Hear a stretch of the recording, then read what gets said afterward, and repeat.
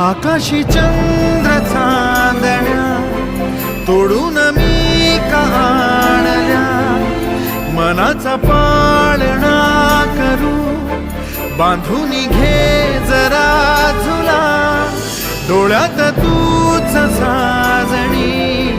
सुखाचा स्पर्श तू नावा, तुझ्या विना उरेन अर्थ जीवना, उजळे तुझ्या हसूने कणकण,